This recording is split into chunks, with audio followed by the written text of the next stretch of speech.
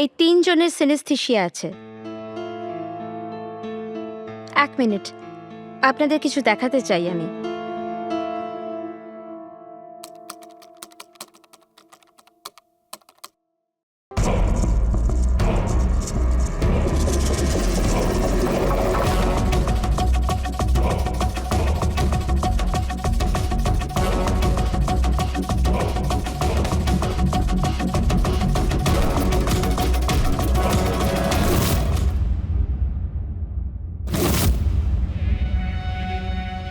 এখন আপনি বলুন, আপনি এই টিউনটা শুনে কি ভিজুয়ালাইজ করলেন? ম্যাম, আমি একটা বড় ঘাস ভর্তি মাঠ দেখলাম। সেখানে গরু ঘাস খাচ্ছিল আর সূর্য পরিষ্কার দেখা যাচ্ছিল। আমি একটা নদী দেখলাম, ওখানে নৌকো ছিল, আর আমি দেখলাম কিছুজন আগুন জ্বালিয়ে বসেছিল। ইন্টারেস্টিং। চলুন, আপনাদের মধ্যে আপনি বলুন, আপনি কি দেখলেন? শহর শহর দেখেছি আমি, ওই ভিড়ভাট্টার জায়গা আর উঁচু উঁচু বিল্ডিং, আর ওগুলোর উপর বিজ্ঞাপনের লাইট লাগানো। ইন্টারেস্টিং। 3 different interpretations. ভালোই হলো, আপনারা দেখলেনও আর নিজেদের কানে শুনলেনও। 3 জন যাদের সিনেস্থেশিয়া আছে তারা একই টিউন শুনেছিল, কিন্তু 3টে আলাদা ভিজুয়ালস দেখলো। আর ওই মিউজিক শুনে খুন হতে দেখেছে। এক্স্যাক্টলি। দুনিয়াতে একজনই মানুষ আছে যে এই মিউজিক টিউনটাকে খুন দিয়ে ইন্টারপ্রেট করেছে। কে? খুনি নিজেই। আর ওই খুনি আর কেউ নয়, অনন্যা। হোয়াট? এটা আপনি কি বলছেন? ওই মেয়েটা নির্দোষ? দেখুন এসিপি স্যার, কেস প্রমাণ দিয়ে সলভ করা হয়, ভাবনা দিয়ে নয়। আর আমি ভাবনায় বয়ে যাওয়ার ভুল করিনি। আমি অরফানেজে গিয়েছিলাম, আর ওখানে গিয়ে জানতে পারলাম যে অনন্যাকে 2টো ফ্যামিলি অ্যাডাপ্ট করেছিল। কিন্তু ব্যাস কদিন পরেই 2টো ফ্যামিলি অনন্যাকে অরফানেজে দিয়ে গিয়েছিল। আর ওই 2জন লোক ওখানেই ছিল যাদের মার্ডার হয়েছিল আর যারা অনন্যাকে অ্যাডাপ্ট করেছিল। আমি অনন্যাকে অ্যারেস্ট করেছি আর ওকে নাবালক আদালতে পেশ করার ব্যবস্থা করেছি। আপনি আমাদেরকে না বলে না জিজ্ঞেস করে ওকে অ্যারেস্ট করেন কি করে? I don't need your permission ACP sir, আপনাকে বলার প্রয়োজন ছিল না। ও খুনি আর ওকে শাস্তি পেতেই হবে।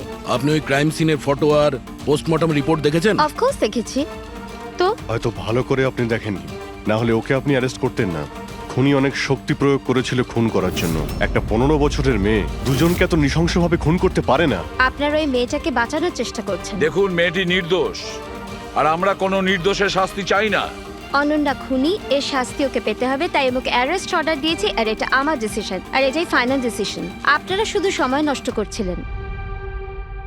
আর হ্যাঁ, এই মিডিয়াকে এই কেসটার ব্যাপারে জানাতে হবে।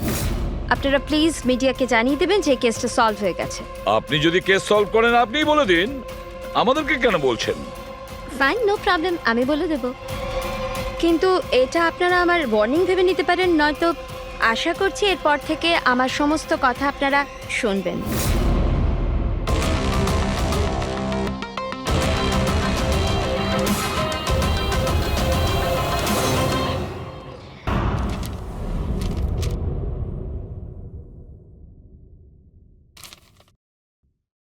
আমরা আপনাদের কেসটা খুব ভালো করে দেখলাম এবং আপনাদের কথাও শুনলাম। এটা পরিষ্কার যে আপনারা প্রোটোকল ভেঙেছেন। এর আগে যে আমরা কোনো সিদ্ধান্ত নেই, যদি আপনি আপনার পক্ষ নিয়ে কিছু বলতে চান তো বলতে পারেন। আপনারা যখন স্থির করেই নিয়েছেন যে আমরা প্রোটোকল ভেঙেছি, তাহলে বাকি থাকলো কি আমাদের ঠিক বলবার? দেখুন মিস্টার প্রদ্যুম্ন, আমাদের মধ্যে কোনো ব্যক্তিগত শত্রুতা নেই। আমরা যা বলছি তার সাক্ষী আছে। আর আমরা সবাই গত 20 বছর ধরে সিআইডিতে কাজ করছি। 20 বছর। এটা হেলাফেলা করিনি আমরা। সিআইডির কাজের জন্য আমরা আমাদের জীবন দিয়ে দিয়েছি। দেখুন, কোনো সময় সিচুয়েশন অনুযায়ী আমাদের ইনস্ট্যান্ট ডিসিশন নিতে হয়, কিন্তু প্রোটোকলের জন্য আমাদের চুপ করে থাকতে হয়। আর তারপরেও সেই অপরাধীকে তার শাস্তি পৌঁছে দিয়েছি। দেখুন, আপনাদের কথা আমরা বুঝতে পারছি, কিন্তু নিয়ম কানুন পালন করাটাও যে জরুরি সেটাও তো আপনারা জানেন। সবসময় নিয়মের উপর ডিপেন্ড করা যায় না স্যার। আমাদের কাজটাই এই রকম, সিচুয়েশন অনুযায়ী আমাদের ইনস্ট্যান্ট ডিসিশন নিতে হয়। আর যেখানে দয়ার প্রসঙ্গ বলছেন আপনারা, সেখানে প্রোটোকল ভাঙার দরকার ছিল, প্রয়োজন ছিল। দয়া একজন সাহসী ইন্সপেক্টর স্যার, সিআইডির জন্য সবকিছু করতে পারেন। আমরা কোনোভাবেই ওকে হারাতে চাইছি না। এরপরেও যদি আপনাদের মনে হয় যে আমরা প্রোটোকল ভেঙেছি, তাহলে যে শাস্তি আপনারা দেবেন আমরা অ্যাকসেপ্ট করব।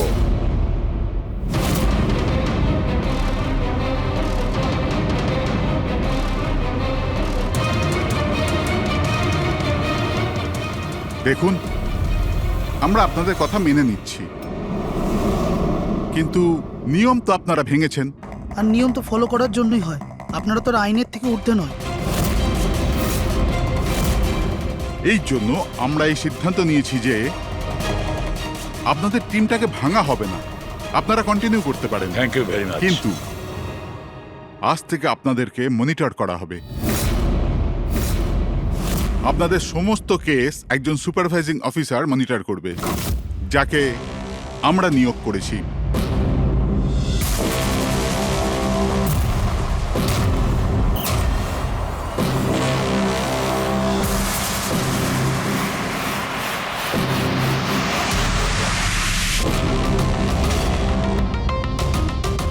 হ্যালো, আমার নাম শীতল। আজ থেকে শীতলই আপনাদের মনিটর করবে। মনিটর করবে মানে? মানে এইটা হলো যে আপনাদের কেসের যাই অ্যাক্টিভিটি হোক, সেটা শীতল আমাদের বলবে। আপনাদের কেসগুলোর সমস্ত খবরাখবর রাখবার অধিকার থাকবে শীতলের। আপনাদের টিম আগে থাকবে কি থাকবে না, এটাও আমরা শীতল ম্যাডামের রিপোর্টের পর সিদ্ধান্ত নেব। দেখুন, আজ পর্যন্ত আপনারা যা চেয়েছেন করেছেন, কিন্তু এখন সিচুয়েশন বদলে গেছে। আজ থেকে আপনাদের সমস্ত কেসে শীতলকে ইনভলভ করতে হবে।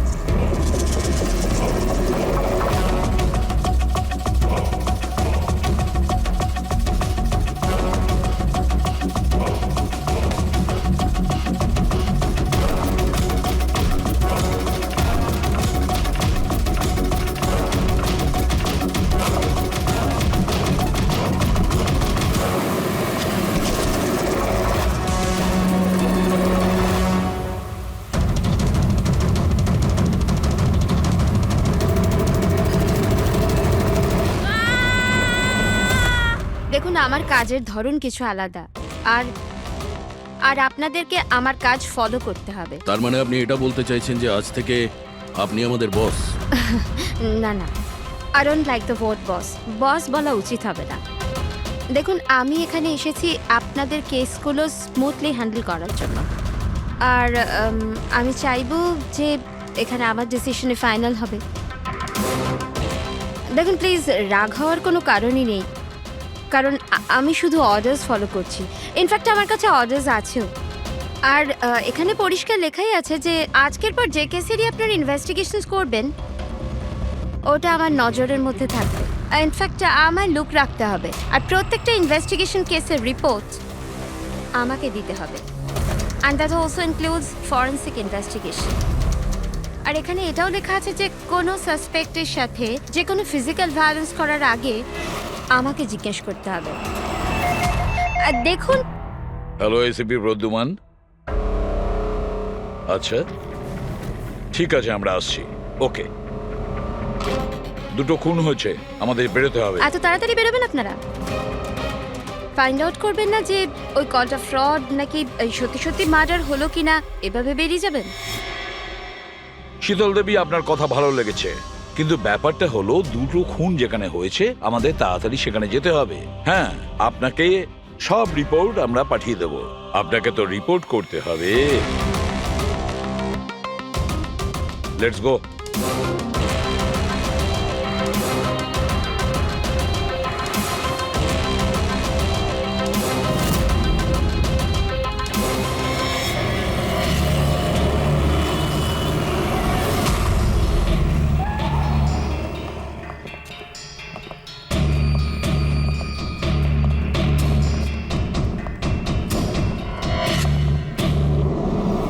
কোথায় খুন হয়েছে?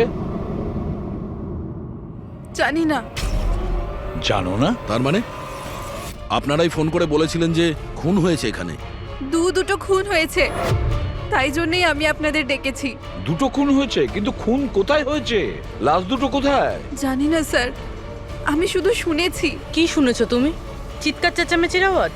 না, আমি সব কিছু শুনেছি, দেখেওছি, কিন্তু আমি ওখানে ছিলাম না। স্যার, ও কোনো বাজে স্বপ্ন দেখেছে, তাই এই সব কথাবার্তা দেখুন বলছে। ম্যাডাম, স্বপ্ন নয়, আমি খুন হতে দেখেছি। কবে, কখন, কোথায় সেটা আমি জানি না, কারণ আমি ওখানে ছিলামই না। যখন আপনি ওখানে ছিলেনই না, তাহলে আপনি এই খুন হতে দেখলেন কি করে? এই টিউনের মাধ্যমে।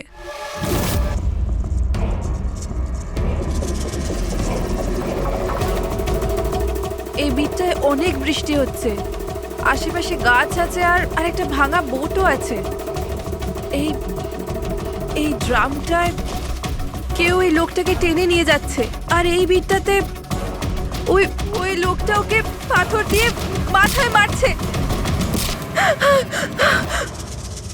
আচ্ছা, তুমি ওদেরকে খুন হতে দেখেছো মিউজিকের পার্ট শুনে?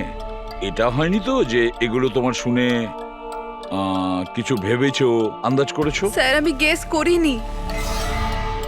এই মিউজিক আমি দেখতে পাচ্ছি। কিন্তু মিউজিকে খুন হতে দেখা কিভাবে সম্ভব? ম্যাম, অনন্যার শরীর খারাপ, তাই এরকম কথা বলছে। আপনি কে? স্যার, আমার নাম লতা, আমি এখানকার মেট্রন। আমি ওকে ছোটবেলা থেকে চিনি, যখন থেকে ও অরফেনেজে এসেছে। কি অসুখ হয়েছে অনন্যার? স্যার, ওর সিনেস্থেসিয়া আছে। সেনেথেসিয়া? ম্যাম, একটা কন্ডিশন আছে। নর্মাল কন্ডিশনের মানুষরা মিউজিক শুনতে পায়, কিন্তু এই কন্ডিশনে মানুষ মিউজিক শুনতে শুনতে ভিজুয়ালও দেখতে পায়, আর মিউজিক শুনতে শুনতে ভিডিওর মতো দেখতে পায়। আপনি তার মানে বলতে চাইছেন যে অনন্যা সাউন্ড দেখতে পায়? Yes sir. কি করে? আপনি চোখ বন্ধ করুন আর ইমাজিন করুন ড্রাম বিট শুনতে পাচ্ছেন। নিন, কল্পনা করছি। আপনি কি দেখতে পাচ্ছেন? ড্রাম বিটের আওয়াজ শুনতে পাচ্ছি, কিন্তু আমি কিছু দেখতে পাচ্ছি না। এটা নর্মাল কন্ডিশনে হয়, কিন্তু সিনেস্থেসিয়াতে মানুষ মিউজিকের সাথে নিশ্চয়ই কিছু না কিছু দেখতে পায়। যেমন কিছু মানুষদের দেখতে পায়, রং দেখতে পায়, বা যে কোনো কিছু দেখতে পায়। তার মানে এই মিউজিকের পার্ট শুনে তুমি ওই খুন দুটো হতে দেখেছো? হ্যাঁ। আমার মনে হচ্ছে যে অনন্যা মিউজিক শুনে যেটা দেখছে ওটা আসলে নেই। ও ওটাকে ভিজুয়ালাইজ করছে, যেমন আমরা স্বপ্নে দেখি, কিন্তু স্বপ্নতে যেটা আমরা দেখি সেটা ভিজুয়ালাইজ করি, কিন্তু সেটা সত্যিকারের হয় না। স্যার না, স্যার আমি যেটা দেখছি সেটাই বাস্তব। যেটা আমি দেখছি সেটা খুব ভয়ঙ্কর, যেন আমি টিভিতে কাউকে মার্ডার হয়ে যেতে দেখছি। আর দুটো আলাদা আলাদা মিউজিকে দুটো আলাদা আলাদা খুন হচ্ছে, একটা পাথর দিয়ে হচ্ছে আর একটা ক্রোবার দিয়ে। আচ্ছা, আর একটা খুনের ব্যাপারে তুমি কিছু বলতে পারবে? খুনটা কোথায় হয়েছে, তার আশেপাশে কোথায় কি ছিল, খুনি কে, কি করছিল?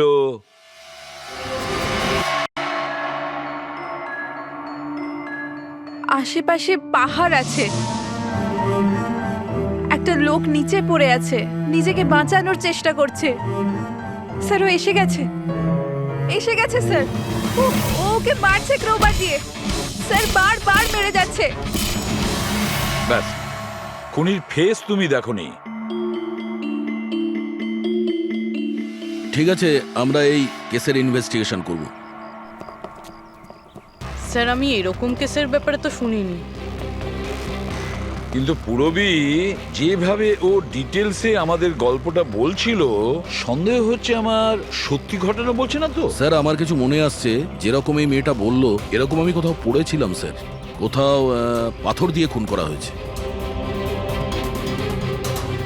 তাহলে একটা কাজ করো দয়া, ক্রাইম ব্রাঞ্চে খোঁজ নাও যে এরকম দুটো কেস হয়েছে কিনা। Okay sir? স্যার, যেরকমটা আপনি বলেছিলেন ঠিক এরকমই কেস 2 মাস আগে পুনেতে হয়েছিল। তাকে পাথর দিয়ে হত্যা করা হয়েছিল। আর যা ক্রোবার দিয়ে মার্ডার পানভেলে হয়েছিল এই ধরুন 6 মাস আগে। তো সেগুলোর ফাইল এনেছেন এখানে? Yes, yes, yes. স্যার এই কেসগুলো। আর এটা হলো Panvel murder case file. Panvel, ঠিক আছে, থ্যাংক ইউ ভেরি মাচ, আপনারা যেতে পারেন।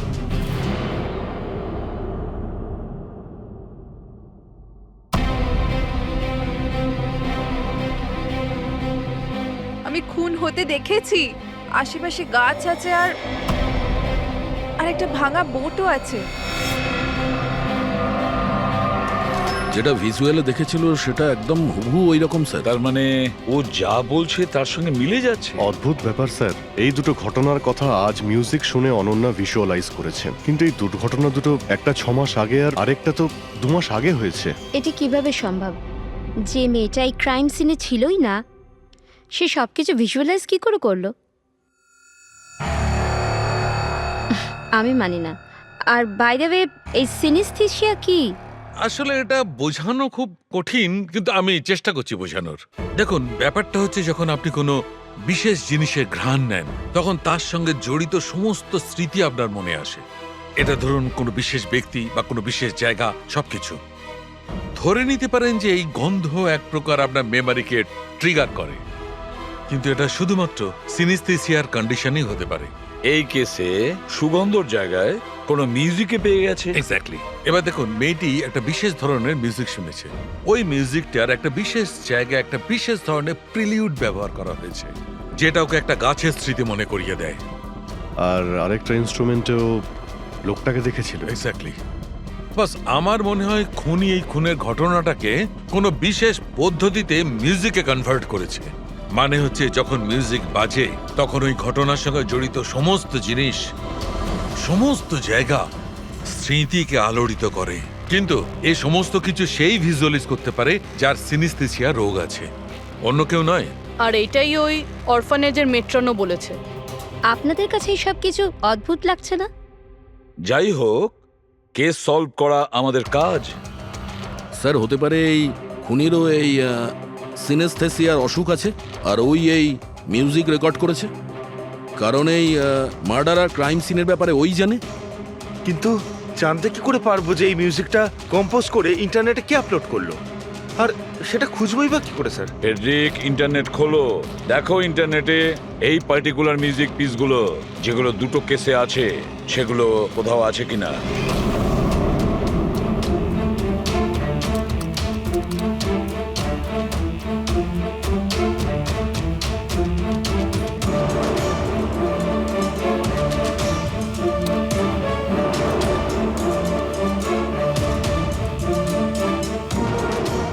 স্যার স্যার পেয়ে গেছি স্যার, দুটো টিউনই একই গানের।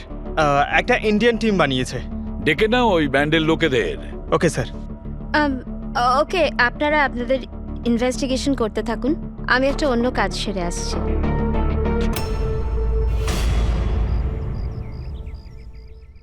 অনন্যা, আমার নাম শীতল। আমার তোমার সাথে কিছু কথা বলার ছিল। আমরা কি কথা বলতে পারি? অনন্যা, দেখো অনন্যা, আই প্রমিস বেশি সময় নেব না, ব্যাস 5 মিনিট।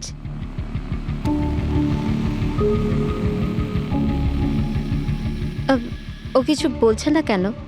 ম্যাম ওই খুব ভয় পেয়ে আছে। ওই ঘটনাটা ওর মাথায় খুব প্রভাব ফেলেছে। ও নর্মাল হতে কিছুটা সময় লাগবে। ওকে। আমার অনন্যার ব্যাপারে এখানে লোকের সাথে কিছু কথা বলতে হবে। পসিবল? হ্যাঁ প্লিজ। মিউজিক টিউন থেকে খুন? এটা কিভাবে সম্ভব স্যার? পসিবল আছে। সিনেস্থেসিয়ার একজন পেশেন্ট তোমার এই মিউজিক পিস শুনে একটা খুনের ব্যাপারে ভিজুয়ালাইজ করেছে, বুঝেছো? তোমার ওই মিউজিক পিসে কোনো খুনের রহস্য লুকিয়ে আছে। আর আমাদের মনে হচ্ছে খুনি সেই যে এই টিউন বানিয়েছে। আমরা খুন করিনি। আর আর সত্যিটাই হলো যে এই টিউন আমরা কম্পোজই করিনি। এই টিউন আমরা ফ্রি সাইট থেকে ডাউনলোড করেছিলাম। কোন সাইট থেকে ডাউনলোড করেছিলে দেখাও। দেখুন স্যার, এই দেখুন স্যার। স্যার, এই টিউনটা আমাদের পছন্দ হয় তাই ডাউনলোড করে আমরা গানে দিয়ে দিই। কে আপলোড করেছিল এই টিউনটা? স্যার, এটা অজ্ঞাত, অ্যানোনিমাস। অজ্ঞাত? আমাদের সেই অজ্ঞাতকে খুঁজতে হবে। ম্যাম ও আমাদের স্টাফ। ও হলো পূজা, ও হলো রমেশ, ও ও আরতি। এমনিতে ও এনজিওতে কাজ করে, কিন্তু আমাদের এখানে প্রায় আসা যাওয়া করে। আপনাদের কিছু বলার ছিল অ্যাকচুয়ালি অনন্যার ব্যাপারে। আপনারা কি অনন্যার ব্যাপারে কিছু বলতে পারেন আমায়? যেমন ও কোথা থেকে এসেছিল, কবে এসেছিল, আর ওভারঅল অরফানেজে অনন্যার ব্যবহার কেমন? অনন্যা খুবই অদ্ভুত মেয়ে, সব সময় যেন ডিস্টার্ব থাকে। ও এখানে কবে এসেছিল? ছোটবেলা থেকেই, কিন্তু ওকে ভিন্ন ভিন্ন দুবার লোকে অ্যাডপ্ট করেছিল, কিন্তু জানি না কেন কিছুদিন রাখার পর আবার এখানে এসে ফিরিয়ে দেয়। কেন? এর কারণ? নিশ্চয়ই ওর খারাপ ব্যবহারের জন্য, ওর মাঝে মাঝে ঝগড়া করার জন্য, মাঝে মাঝে ভায়োলেন্ট হয়ে যেত। ব্যাস এই অভ্যেসটা ওর ছোটবেলা থেকেই ছিল। কি ভুলভাল বলছো তুমি? অনন্যা এমন নয়, এসব ভুল বলছে। ম্যাম সত্যি আমি এখানে প্রায় আসা যাওয়া করি, কিন্তু কখনো অনন্যাকে এমন আচরণ করতে দেখিনি। ও সবই ভুল বলছে। তো তাহলে সত্যিটা কি? সত্যিটা এটাই, অনন্যা ছোট থেকে খুব কষ্টে বড় হয়েছে। হ্যাঁ, এর জন্য কখনো কখনো ও অদ্ভুত ব্যবহার করে থাকে। অদ্ভুত ব্যবহার নয় ম্যাডাম, এটা ভেবে নিন অনন্যাকে যদি কেউ ক্রস করেছে তাহলে ওর সাথে দুর্ঘটনা হবেই হবে। এই তো আগের মাসে অরফানেজের বাচ্চাদের সাথে কি হয়েছিল মনে নেই নাকি? কেন ভুলভাল বলছো? কি হয়েছিল বলো। ম্যাম, আগের মাসে একটা বাচ্চার ফুড পয়জন হয়ে গেছিল, আর ওই দিনই ওর ঝগড়া অনন্যার সাথে হয়েছিল। আচ্ছা, তার মানে তুমি বলছো যে এটা অনন্যা করেছে? হ্যাঁ। ভেবে চিন্তে কথা বলো রমেশ, খুবই বাজে কথা বলছো অনন্যার নামে। মেট্রন, অনন্যাকে অরফানেজ থেকে দুটো ফ্যামিলি অ্যাডপ্ট করেছিল, কিন্তু তারা ফেরত দিয়ে যায়। এর পিছনে কোনো কারণ তো থাকবেই, হয়তো অনন্যারই কোনো দোষ ছিল, খামতি ছিল। আমি মানতে পারলাম না। এনিওয়ে, অনন্যার ব্যাপারে কি কোনো ফাইল আছে যেখানে ওসব ডিটেলস আছে? সেটা কি আমি দেখতে পারি? হ্যাঁ, নিশ্চয়ই।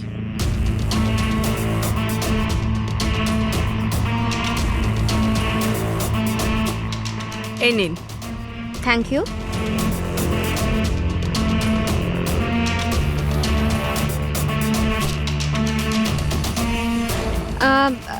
থ্যাংক ইউ মেট্রন, কিন্তু আমাকে এখনই বেরোতে হবে।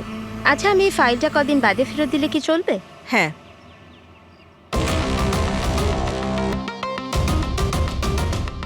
হ্যালো, আমাকে যাদের সিনেস্থেশিয়া আছে না, ওনাদের সাথে দেখা করার আছে, আর ওদের ব্যাপারে কিছু জানার আছে। এই 3 জনের সিনেস্থেশিয়া আছে। 1 মিনিট, আপনাদের কিছু দেখাতে চাই আমি।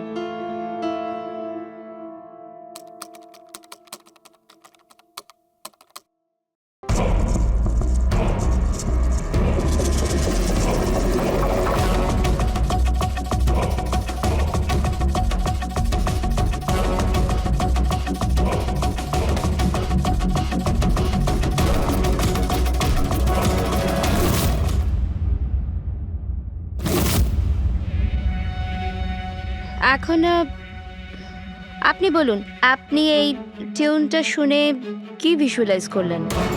ম্যাম, আমি একটা বড় ঘাস ভর্তি মাঠ দেখলাম, সেখানে গরু ঘাস খাচ্ছিল আর সূর্য পরিষ্কার দেখা যাচ্ছিল। আমি একটা নদী দেখলাম, ওখানে নৌকো ছিল, আর আমি দেখলাম কিছুজন আগুন জ্বালিয়ে বসেছিল। ইন্টারেস্টিং। চলুন আপনাদের মধ্যে আপনি বলুন, আপনি কি দেখলেন? শহর শহর দেখেছি আমি, ওই ভিড়ভাট্টার জায়গা, আর উঁচু উঁচু বিল্ডিং, আর ওগুলোর উপর বিজ্ঞাপনের লাইট লাগানো। ইন্টারেস্টিং। 3 different interpretations. ভালোই হলো, আপনারা দেখলেনও আর নিজেদের কানে শুনলেনও। 3 জন যাদের সিনেস্থেশিয়া আছে তারা একই টিউন শুনেছিল, কিন্তু 3টে আলাদা ভিজুয়ালস দেখলো। আর ওই মিউজিক শুনে খুন হতে দেখেছে। এক্স্যাক্টলি। দুনিয়াতে একজনই মানুষ আছে যে এই মিউজিক টিউনটাকে খুন দিয়ে ইন্টারপ্রেট করেছে। কে? খুনি নিজেই, আর ওই খুনি আর কেউ নয়, অনন্যা। হোয়াট? এটা আপনি কি বলছেন? ওই মেয়েটা নির্দোষ? দেখুন এসিপি স্যার, কেস প্রমাণ দিয়ে সলভ করা হয়, ভাবনা দিয়ে নয়। আর আমি ভাবনায় বয়ে যাওয়ার ভুল করিনি। আমি অরফানেজে গিয়েছিলাম, আর ওখানে গিয়ে জানতে পারলাম যে অনন্যাকে দুটো ফ্যামিলি অ্যাডপ্ট করেছিল, কিন্তু ব্যাস কদিন পরেই দুটো ফ্যামিলি অনন্যাকে অরফ্যানেজে দিয়ে গিয়েছিল আর ওই দুজন লোক ওখানেই ছিল যাদের মার্ডার হয়েছিল আর যারা অনন্যাকে অ্যাডপ্ট করেছিল। আমি অনন্যাকে অ্যারেস্ট করেছি আর ওকে নাবালক আদালতে পেশ করার ব্যবস্থা করেছি। আপনি আমাদেরকে না বলে না জিজ্ঞেস করে ওকে অ্যারেস্ট করেন কি করে? I don't need your permission ACP sir, আপনাকে বলার প্রয়োজন ছিল না। ও খুনি আর ওকে শাস্তি পেতেই হবে। আপনি ওই ক্রাইম সিনের ফটো আর পোস্টমর্টম রিপোর্ট দেখেছেন? অফকোর্স দেখেছি। তো হয়তো ভালো করে আপনি দেখেননি, না হলে ওকে আপনি অ্যারেস্ট করতেন না। খুনি অনেক শক্তি প্রয়োগ করেছিল খুন করার জন্য। একটা 15 বছরের মেয়ে দুজনকে এত নৃশংসভাবে খুন করতে পারে না। আপনারা ওই মেয়েটাকে বাঁচানোর চেষ্টা করছেন। দেখুন, মেয়েটি নির্দোষ আর আমরা কোনো নির্দোষের শাস্তি চাই না। অনন্যা খুনি, এর শাস্তি ওকে পেতে হবে, তাই ওকে অ্যারেস্ট অর্ডার দিয়েছি আর এটা আমার ডিসিশন আর এটাই ফাইনাল ডিসিশন। আপনারা শুধু সময় নষ্ট করছিলেন। আর হ্যাঁ, এই মিডিয়াকে এই কেসটার ব্যাপারে জানাতে হবে। আপনারা প্লিজ মিডিয়াকে জানিয়ে দেবেন যে কেসটা সলভ হয়ে গেছে। আপনি যদি কেস সলভ করেন আপনিই বলে দিন, আমাদেরকে কেন বলছেন? ফাইন, নো প্রবলেম, আমি বলে দেব। কিন্তু এটা আপনারা আমার ওয়ার্নিং ভেবে নিতে পারেন, নয়তো আশা করছি এরপর থেকে আমার সমস্ত কথা আপনারা শুনবেন।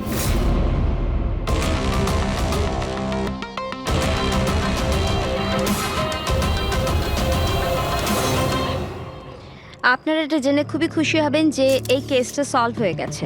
ম্যাম, কে খুনি? খুনি একটা 16 বছরের মেয়ে যার নাম অনন্যা। বেশ কিছুদিন ধরেও আমাদের সবাইকে বোকা বানিয়ে দিব্যি ঘুরছিল, কিন্তু আমি ওকে অ্যারেস্ট করে নিয়েছি। ম্যাম, এই কেসটা অনেক পুরনো না? হ্যাঁ, এই কেস বেশ পুরনো ছিল। ইনফ্যাক্ট বেশ কিছুদিন ধরে ওটা ক্রাইম ব্রাঞ্চের খরচের খাতায় পড়েছিল, কিন্তু সিআইডি যখনই টেক ওভার করলো 24 ঘন্টায় কেস সলভ। তো ম্যাম, আপনিও সিআইডির একজন? আগে হ্যাঁ, আমি আজই সিআইডি টিম জয়েন করেছি অ্যাজ দ্য সুপারভাইজার। আর জয়েন করতেই একদিনে কেস সলভ হয়ে গেল। যদি এই কেস অনেক সময় থেকে ঠান্ডা হয়েছিল, সিআইডি তাহলে কেন টেক ওভার করেনি এটাকে? কারণ এই টিমে আগে আমি ছিলাম না, এই জন্যে। কিন্তু ম্যাম, অন্য অনেকে তো ছিল টিমে। হ্যাঁ, এনারা প্রায় 20 বছর ধরে আছেন আর মামলা তদন্ত করতেই থাকেন, কিন্তু আসলে ওনারা কখনো কখনো ভাবুক হয়ে যান। আর কোনো কেসে ভাবুক হওয়া মানে ইনভেস্টিগেশন থেমে যায়। ইনভেস্টিগেশনের জন্য কেবল লজিকের দরকার, যেটা আমি করেছি, আর কেস সলভ হয়ে গেছে। এক মিনিট, আমি আপনাদের ভুল ধারণা শুধরে দিচ্ছি। আসলে এই কেসটা এখনো পুরো সলভ হয়নি। হয়নি? এই তো একটু আগে বললো যে কেস সলভ হয়ে গেছে। স্যার, এই কেসে আর কি বেঁচে আছে? খুনি তো ধরা পড়ে গেছে। একদমই না, খুনিকে আমরা এখনো ধরতে পারিনি। কিন্তু ম্যাডাম তো বলছেন যে খুনি ওই মেয়েটাই। এরকম ম্যাডামের মনে হচ্ছে। আমাদের ইনভেস্টিগেশনের হিসেবে হয়তো ওই মেয়েটা নির্দোষ। স্যার, তাহলে আসল খুনি কে? ইনভেস্টিগেশন চলছে, খুব তাড়াতাড়ি আপনাদের সামনে সত্যিটা চলে আসবে। I am sorry, no more questions. সময় নেই আর। Thank you so much for coming. Thank you. আপনাদের সাহস কিভাবে হয় এই মিডিয়ার সামনে আমাকে ইনসাল্ট করার? আপনাদের এই ব্যবহারটা আমি দেখে নিলাম, and trust me, there will be consequences. খুব দ্রুত আমাদের খুনিকে ধরতে হবে, না হলে শীতল পদে পদে আমাদের বাধা দেওয়ার চেষ্টা করবে। অভিজিৎ, প্রথমে এটা খোঁজ নিয়ে দেখতে হবে যে ও যে সময় খুন হয়েছিল তখন ও কোথায় ছিল। আমাদের একটা টিম পুনে পাঠাতে হবে এই কেসটাকে তদন্ত করার জন্য, আর আরেকটা টিম পাঠাতে হবে পানভেলে। আপনারা এটা জেনে খুবই খুশি হবেন যে এই কেসটা সলভ হয়ে গেছে। খুনি একটা 16 বছরের মেয়ে। ইনফ্যাক্ট বেশ কিছুদিন ধরে ওটা ক্রাইম ব্রাঞ্চের খরচের খাতায় পড়েছিল, কিন্তু সিআইডি যখনই টেক ওভার করলো 24 ঘন্টায় কেস সলভ।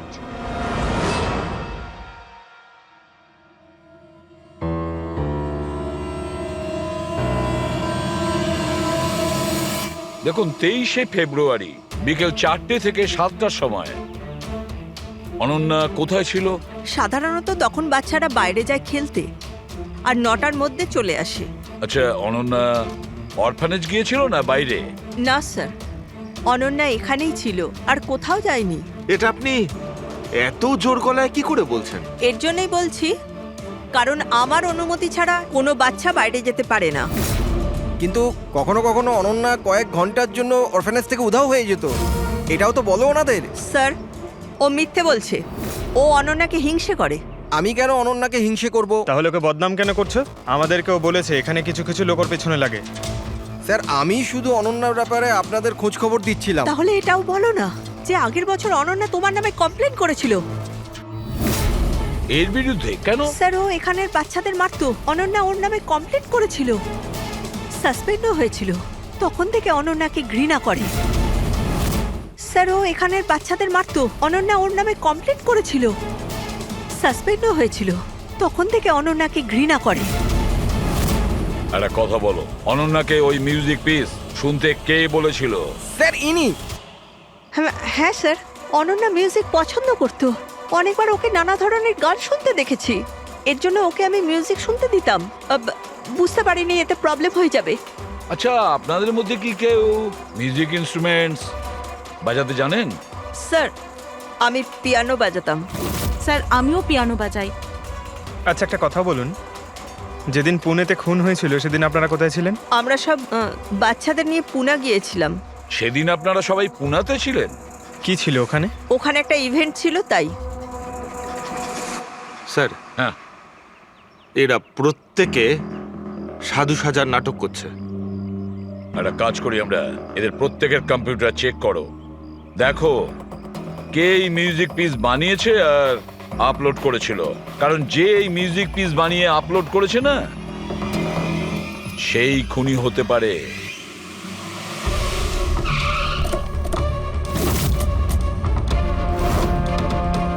এই মেয়েটা এখানে 2 মাস আগে এসেছিল। হ্যাঁ ম্যাম, এই 2 মাস আগে একটা এনজিও ইভেন্ট অর্গানাইজ করেছিল, তো ওই ইভেন্টে ও ডান্স করতে এসেছিল। ও খুব ভালো ডান্স করেছিল sir. She is a very talented girl. আর ওই দিনই এখানের আশেপাশে একটা খুন হয়েছিল। খুন তো হয়েছিল স্যার, কিন্তু যে জায়গায় খুন হয়েছিল সেটা এখান থেকে প্রায় 1 ঘন্টার রাস্তা হবে। আর এই ইভেন্ট ওই দিন কটার সময় শুরু হয়েছিল? 5টার সময় শুরু হয়েছিল, রাত প্রায় 8টার সময় শেষ আচ্ছা, হয়েছিল। আপনাদের কি মনে আছে এই মেয়েটা পুরো সময় ইভেন্টেই ছিল নাকি এখান থেকে অন্য কোথাও গিয়েছিল? এই মেয়েটা 6টার সময় স্টেজে উঠেছিল আর ইভেন্ট শেষ হওয়া পর্যন্ত স্টেজেই ছিল। স্যার মেডিকেল রিপোর্ট অনুযায়ী খুন 3টে থেকে 6টার মধ্যেই হয়েছে। এই দেখো, এটা হচ্ছে সেই জায়গা যেখানে খুন হয়েছিল, আর এই জায়গায় ইভেন্ট ছিল। এখান থেকে এখানে পৌঁছানোর জন্য মিনিমাম 1 ঘন্টা লাগে। স্যার হতে পারে ও দুপুরবেলায় বেরিয়ে গেছিল, খুন করে তারপরে ইভেন্ট জয়েন করেছিল। আরে না না ম্যাম, এরকম কিছুই হয়নি। অ্যাকচুয়ালি ইভেন্ট শুরুর আগে আফটারনুনে রিহার্সাল ছিল, আর ওই মেয়েটা ওখানে 4টে পর্যন্ত ছিল। আর এরপর 5টা থেকে সমস্ত স্টুডেন্ট ব্যাক স্টেজে এক জায়গায় হচ্ছিল। 4টের সময় রিহার্সালে ছিল, হ্যাঁ। আর 5টার সময় ব্যাক স্টেজ। Yes. আর একটু আগে আপনি বললেন 6টার সময়ও স্টেজে ছিল। যদি এটা হয় তো অনন্যা খুন কি করে করবে? আর যদি অনন্যা খুন না করে থাকে তাহলে খুন করলোটা কি? সমস্ত রিপোর্ট আর এভিডেন্স তৈরি করার পর আমার মনে হচ্ছে যে অনন্যা নির্দোষ। আপনার কোনো অবজেকশন? No your honour. কিন্তু স্যার এনার কাছে পুনের মার্ডার কেসের এভিডেন্সের রিপোর্ট আছে। পানভেল মার্ডার কেসে নির্দোষ প্রমাণ করার কোনো এভিডেন্স বা কোনো রিপোর্ট নেই।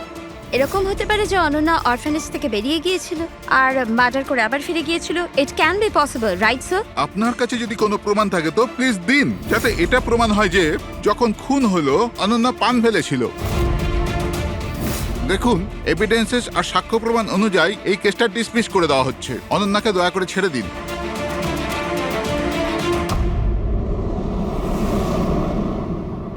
সালুকে কি জানতে পারলে? হ্যাঁ বস ধরে নাও এই কেসটা সলভ হয়ে গেছে।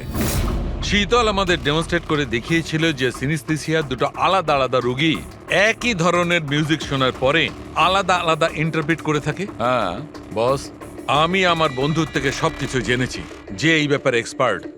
ও আমাকে অন্য কথা বলল।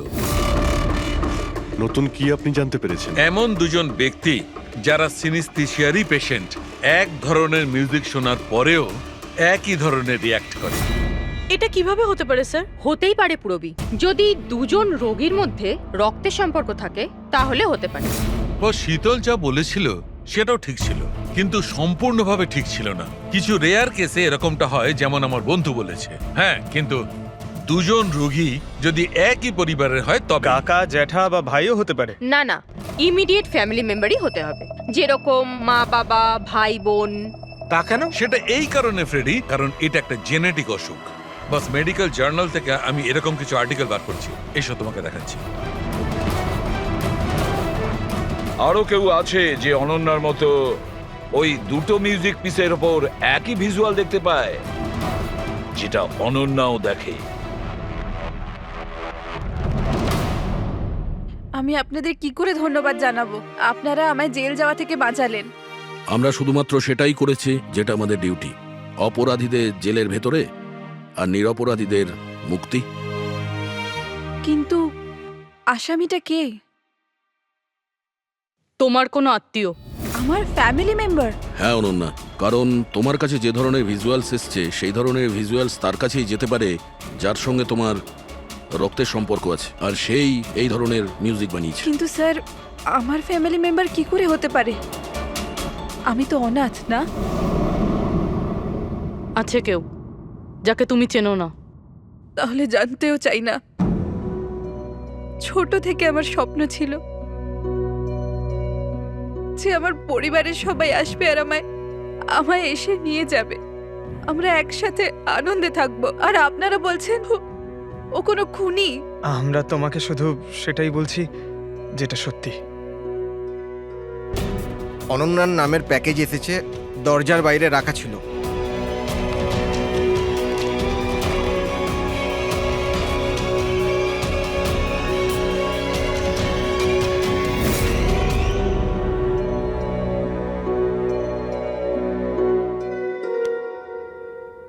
Pen drive? পঙ্কজ,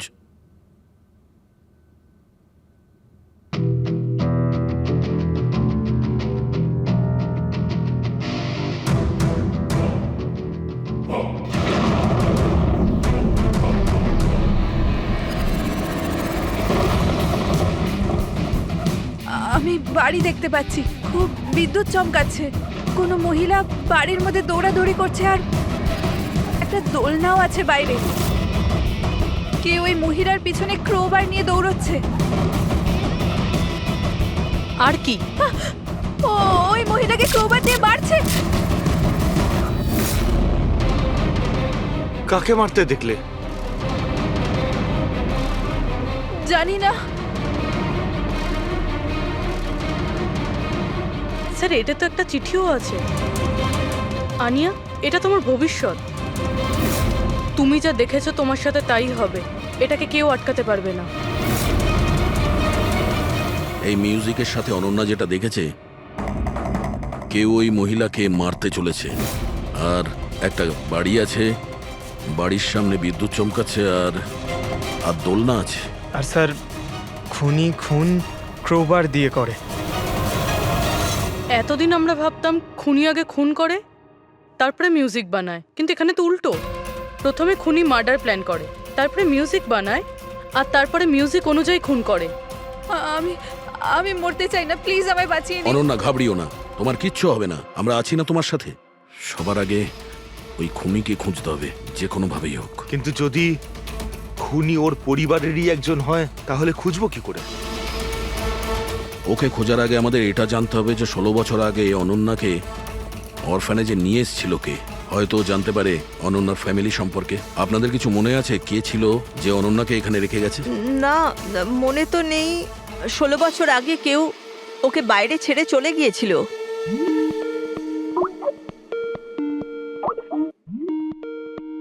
শীতল ম্যাডামের ফোন, ভিডিও কল করছে। হ্যালো, আমি বাস এটাই বলার জন্য ফোন করলাম যে ওই মেয়েটাই খুনি।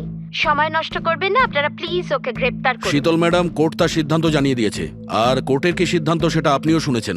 এই কোর্টের চক্করে আপনারা সময় নষ্ট করছেন। প্লিজ, আপনারা ভুল আর আপনাদের এটা মেনে নিতেই হবে। স্যার, স্যার এটা সেই বাড়ি। ওই বাড়ি? কোন বাড়ি? আমি এই মাত্র যেটা দেখলাম, ওই যেখানে খুন হতে চলেছে, ওই ওই গাছ, দোলনা, এটাই ছিল স্যার। কোন জায়গার কথা বলছে মেয়েটা? শীতল ম্যাডাম, এখন আপনি কোথায় আছেন? আমি এখন আমার বাড়ির বাইরে। আর কোথায় থাকবো? আপনার প্রাণের সংশয় আছে। কি বলছেন আপনি অফিসার? আমার প্রাণ বিপদে আমাকে কে মারবে? দেখুন শীতল ম্যাডাম, উনি আপনাকে মারার জন্য মিউজিক কম্পোজ করেছে, যেটাও আমাদের পাঠিয়েছে। আর ওই মিউজিকের হিসাবে আপনার ঘরের কি লোকেশন। বাচ্চাদের মতো কথা বলছেন অফিসার? আমাকে ভয় পাওয়ানোর জন্য সব করছেন না, আর আমি ভয় পাচ্ছি না। আর আমাকে সব বলছেন আপনাদের কেসের পথে আমি বাধা দেই। শীতল ম্যাডাম, এই ব্যাপারে আমরা পরেও কথা বলতে পারবো। আমার কথা মন দিয়ে শুনুন। আপনি ইমিডিয়েট বাড়ির ভেতরে যান আর দরজা জানলা সব বন্ধ করুন। আর আমরা যতক্ষণ না ওখানে পৌঁছই আপনি কারোর কথায় দরজা খুলবেন না। মানে? আমি আপনাকে পরে বোঝাবো। এখন আমি আপনাকে যেটা বললাম সেটা করুন।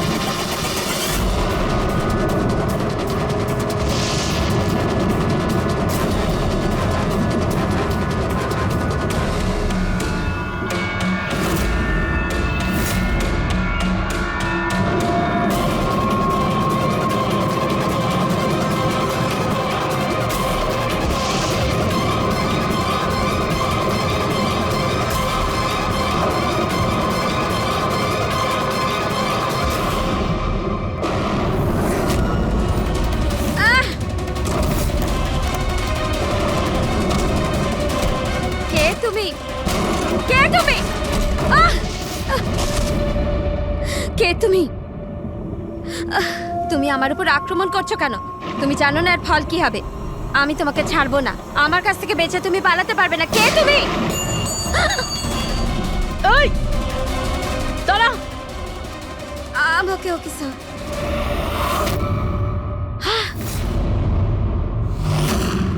আরতি, তুমি?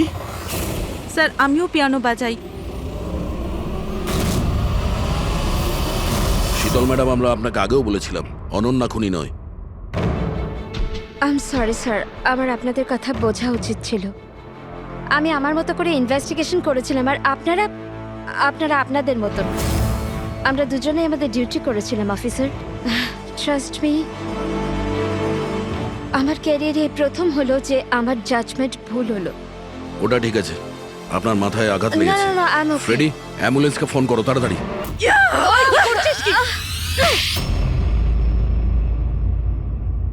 শীতল ম্যাডামের ওপর হামলা করেছো কেন তুমি? আমার মেয়েকে বাঁচানোর জন্য। কোন মেয়েকে বাঁচানোর জন্য? অনন্যাকে। অনন্যা আমার মেয়ে হয়। শীতল তাকে জেলে পাঠাতে চলেছিল, এই জন্য আমি ওকে শিক্ষা দিতে চেয়েছিলাম। আর খুন কেন করেছো? 17 বছর আগে যখন আমি প্রেগনেন্ট ছিলাম, আমার স্বামী আমাকে মানসিক হসপিটালে পৌঁছে দিয়েছিল, কারণ আমি মানসিকভাবে অসুস্থ ছিলাম। ওখানে আমি 15 বছর ছিলাম। কিন্তু কি? কিন্তু আমার স্বামী আমার মমতার গলা টিপে দিয়েছিল। কি করে? অনন্যা ওখানেই জন্মেছিল, কিন্তু ওকে আমার কাছ থেকে ছিনিয়ে নিয়েছিল। 15 বছর পর আমি বাইরে এলাম, তখন আমি জানতে পেরেছিলাম যে আমার স্বামী মারা গেছে, কিন্তু অনন্যা কোথায় আছে আমি জানতাম না। ও বেঁচে আছে কি নেই সেটাও আমি জানতাম না। আমি অনেক অরফানেজে ওকে খোঁজার চেষ্টা করেছিলাম, ওকে কোথাও পেলাম না। ওর ব্যাপারে কি করে জানতে পারলেন আপনি? 6 মাস আগে যখন আমি এই অরফানেজে এলাম, তখন আমি অনন্যার কেস ফাইল পেলাম। আমি জানতে পারলাম যে অনন্যাকে 2 জন মানুষ অ্যাডপ্ট করেছে, আর তারপর ওকে ফেরত পাঠিয়ে দিল। কিন্তু যখনই আমি জানতে পারলাম যে অনন্যার সিনেস্থেশিয়া আছে আর ও সব দেখতে পাচ্ছে যেটা আমি মিউজিকে প্ল্যান করেছিলাম।